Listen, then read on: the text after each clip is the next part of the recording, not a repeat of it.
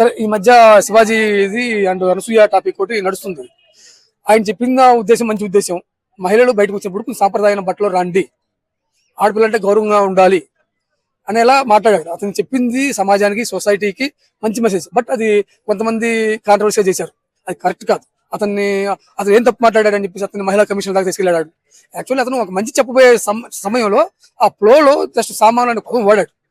అది సో అక్కడ ఏం వాడాలో తెలియక ఆ ఫ్లోలో మాట్లాడాడు.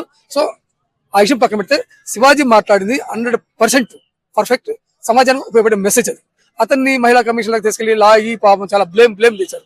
సరే ఏదేమైనా ఇలా ఫైనల్ గా మళ్ళీ మహిళా కమిషన్ దగ్గరికి వెళ్ళాడు.